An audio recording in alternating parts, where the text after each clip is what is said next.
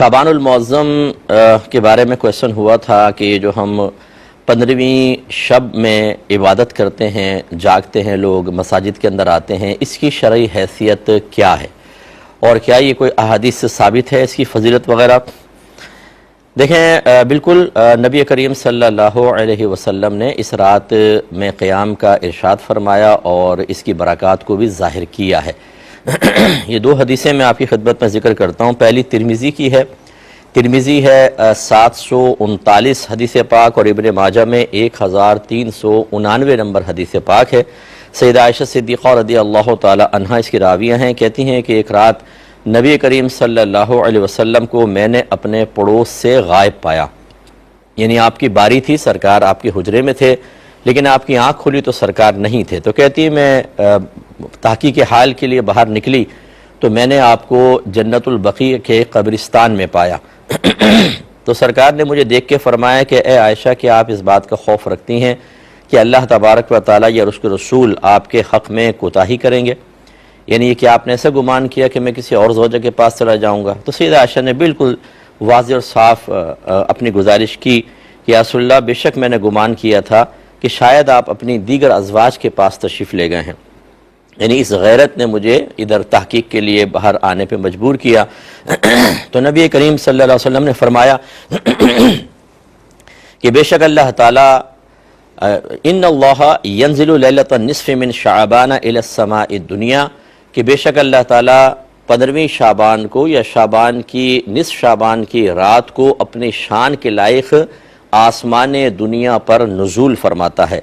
فَيَغْفِرُ لِأَكْثَرَ مِنْ عَدَدِ شَعَرِ غَنَمِ كَلْبٍ، پھر وہ بنی کلب ایک قبیلہ تھا، اس کی بکریوں کے بالوں سے زیادہ لوگوں کی بخشش و مغفرت فرما دیتا ہے۔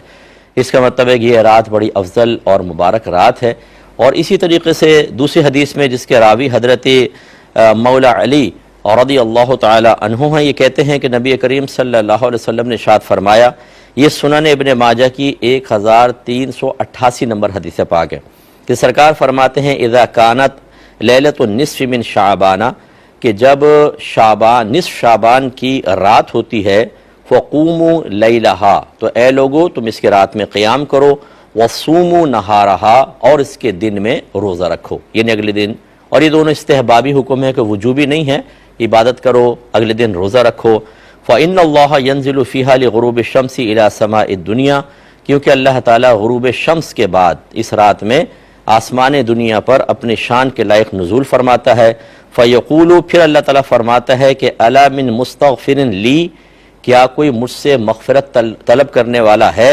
فَأَغْفِرَ لَهُ، تو میں اس کی بخشش فرما دوں۔ أَلَا مُسْتَرْزِقٌ، ہے کوئی رزق طلب کرنے والا؟ فَأَرْزُقَهُ، تو میں اس کو رزق عطا فرماؤں۔ الا مبتلن، کیا کوئی آزمائش میں مبتلا شخص ہے؟ فَأُعَافِيَهُ، تو میں اس کی بخشش فرما دوں۔ سرکار فرماتے ہیں کہ اللہ تعالیٰ ایسے ہی کہتا رہتا ہے حَتَّى يَطْلُعَ الْفَجْرِ، یہاں تک کہ فجر طلوع ہو جاتی ہے۔ ان دونوں حدیثوں میں دیکھیں کہ نبی کریم نے اس رات میں بخشش و مغفرت کی بشارتیں بھی دی ہیں اور اللہ تبارک و تعالیٰ کی طرف سے انعامات کا ذکر بھی فرمایا ہے۔ تو اس لیے اس رات میں آپ عبادت کریں۔ بس یہاں ایک وضاحت میں کر دیتا ہوں کہ جب آپ یہ حدیثیں کسی کے سامنے بیان کریں گے تو وہ کہیں گے یہ ضعیف حدیثیں ہیں۔ بالکل میں بھی مانتا ہوں یہ ضعیف حدیثیں ہیں، لیکن یہ ذرا سمجھ لیجئے گا کہ ایک ضعیف حدیث ہوتی ہے، ایک موضوع ہوتی ہے۔ موضوع کہتے ہیں جھوٹی حدیث کو، اور ضعیف کہتے ہیں اس حدیث کو جو سرکار سے متصل ہوتی ہے، وہ سچی حدیث ہی ہوتی ہے، لیکن اس کے بیان کرنے والے جو راوی ہوتے ہیں، راویان حدیث، ان میں کچھ کمی ہوتی ہے۔ کسی کا حافظہ کمزور ہوتا ہے، کسی کا تقوی کم ہوتا ہے، لیکن وہ حدیث جھوٹی نہیں ہوتی، پہلی چیز یہ۔ اور دوسری بات یہ ہے کہ جو محدثین ہیں وہ خود ارشاد فرماتے ہیں کہ ضعیف حدیث فضائل میں معتبر ہے، یعنی اس کا مطلب یہ ہے کہ ضعیف حدیث سے اگر کوئی فضیلت آپ ثابت کرنا چاہیں تو بالکل کر سکتے ہیں۔ میں معذرت کے ساتھ عرض کرتا ہوں، اگر کوئی سنے تو بالکل اس کا مطلب آپ اس پہ غور و تفکر کر لیجئے گا۔ میں کوئی مناظرہ نہیں کرنا چاہتا، خدا نخواستہ، کہ آپ بھی یہ بات پڑھتے ہیں کہ ضعیف حدیث فضائل میں معتبر ہے، پھر مطلقاً ان حدیثوں سے ثابت شدہ عمل کی نفی کرنا کیسا ہے؟ ایسا نہ ہو کہ یہ کہیں کہ ایسی کوئی رات ثابت نہیں ہے، یہ غلط ہے، اور میدان محشر میں نبی کریم یہ کویسچن کر لیں کہ میری حدیث کو رد کیوں کیا تھا، اگرچہ اس میں ضعف تھا، تمہیں کمزوری محسوس ہوئی راویوں کی وجہ سے، لیکن تم نے منع کیوں کیا امت کو اور مطلق انکار کیوں کیا؟ تو لہٰذا کیا جواب دیں گے؟ ایسی چیز جو حدیث سے ثابت ہے وہ تو سنت کہلاتی ہے، بدعت تو نہیں کہلاتی۔ تو ایک تو یہ ہے۔ دوسرا ایک اور جہت ہے، وہ یہ کہ کیا اجتماعی طور پہ اس عبادات اختیار کر سکتے ہیں، جیسے مساجد میں آ جائیں؟ یہ بعض لوگ کہتے ہیں کہ چلو ٹھیک ہے حدیثوں سے ثابت ہوا، لیکن اپنے گھر میں عبادت کریں۔ آپ مساجد میں آ جاتے ہیں، وہاں پہ مجمع کثیر ہو جاتا ہے، یہ دکھائیں سرکار کے دور میں کہاں تھا؟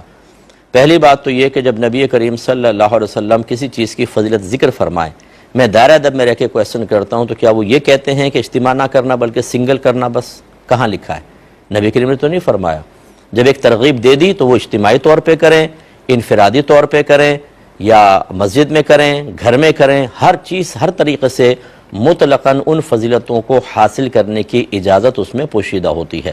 باقی یہ کہ نبی کریم صلی اللہ علیہ وسلم نے ایسا اہتمام کرتے نظر نہیں آئے، صحابہ کرام کرتے نظر نہیں آئے، تو کوئی بات نہیں۔ خود صحابہ کی زندگی ہمارے سامنے ہے کہ جب انہوں نے دیکھا کہ دین کو تقویت دینے والا کوئی معاملہ ہے تو انہوں نے یہ نہیں دیکھا کہ نبی کریم نے کیا یا نہیں کیا، پہلے والوں نے کیا کہ نہیں کیا، انہوں نے اس کو اختیار کیا ہے۔ جیسے تراویح کی جماعت نبی کریم صلی اللہ علیہ وسلم کے دور میں نہیں ہوتی تھی، صدیق اکبر کے دور میں نہیں ہوتی تھی، لوگ تنہا تنہا پڑھتے تھے یا دو چار اپنی جماعت قائم کر لیا کرتے تھے۔ جب دور فاروقی آیا تو حضرت عمر فاروق رضی اللہ تعالی عنہ مسجد میں آیا اور آپ نے متفرق طور پہ لوگوں کو تراویح کی نماز ادا کرتے ہوئے پایا، تو آپ نے فرمایا میں چاہتا ہوں ان کو ایک امام کے پیچھے جمع کر دوں، اور پھر انہوں نے ایک امام مقرر کیا، جماعت قائم ہوئی۔ آپ تھوڑا سا لیٹ پہنچے تھے، آپ نے جب جماعت قائم ہوتی دیکھی تو آپ نے یہ تاریخی جملہ ارشاد فرمایا، نعمت البدعۃ ہذہ، یہ کیا ہی اچھی بدعت ہے۔ یعنی ہم نے بہت اچھا طریقہ جاری کر دیا کہ لوگ اجتماعی طور پر اب اس عبادت کو ادا کر رہے ہیں۔ انفرادیت میں بھی برکت ہے، لیکن اجتماعیت کی برکت کسی پر مخفی نہیں ہے۔ تو یہ تو صحابہ کرام کا طریقہ ہے۔ اگر لوگ متفرق طور پہ کریں، سستی آئے گی، تھوڑا کریں گے، سو جائیں گے یا کریں گے نہیں۔ اگر ایک اجتماعی عبادت کا اہتمام کر لیا جاتا ہے صحابہ کرام کی سنت سمجھتے ہوئے اور دیگر ہمارے اکابرین کی تعلیمات کے تقاضے کے مطابق، اور لوگ بستر چھوڑ کر، روڈیں چھوڑ کر، آوارہ گردیاں چھوڑ کر، ہمارے بچے سوشل میڈیا پر گندی چیزیں دیکھنے کو چھوڑ کر، آوارہ گرد دوستوں کی صحبت چھوڑ کر، فضول کھیل کود چھوڑ کر اللہ تعالیٰ کی بارگاہ میں حاضر ہو کر عبادت ادا کریں، گناہ سے بچیں، درجات کی بلندی کا سامان کریں، گناہوں کے کفارے کا سامان کریں، نیکیوں میں اضافے کا سامان کریں، تو اس میں کون سی شرعی قباحت ہے؟ مجھے یہ بتائیے۔ اس لیے میں تمام بہن بھائیوں سے گزارش کرتا ہوں، کسی سے آپ کو جھگڑا نہیں کرنا، کسی سے بحث نہیں کرنی۔ کوئی نہیں کرنا چاہتا کوئی بات نہیں، آپ کیجئے، ٹھیک ہے؟ کسی کو منوانا ہمارا کام نہیں ہوتا، ہمارا کام ہوتا ہے سمجھانا اور بتانا، یا ہم خود برکات کو حاصل کریں۔ اس رات میں ہو سکے، یہ رات شروع ہوتی ہے غروب آفتاب کے بعد شروع ہو جاتی ہے اور طلوع فجر تک رہتی ہے، جتنا موقع ملے، جب موقع ملے آپ عبادت اختیار کریں۔ یہ قیام کوئی فرض یا واجب نہیں ہے، لیکن کریں گے تو انشاءاللہ برکات حاصل ہوں گی۔ چاہیں تو پھر اگلے دن کا روزہ بھی رکھ لیں، یہ بھی باعث برکت ہے۔ نہیں رکھیں گے تب بھی آپ گناہگار نہیں ہوں گے، لیکن کریں گے تو انشاءاللہ برکات پائیں گے۔ جیسے نبی کریم صلی اللہ علیہ وسلم نے واضح بشارت عطا فرمائی کہ اس رات میں اللہ تعالیٰ بنی کلب کی بکریوں کے بالوں سے زیادہ لوگوں کو جہنم کی آگ سے نجات عطا فرماتا ہے۔ اللہ تعالیٰ سمجھنے کی توفیق عطا فرمائے۔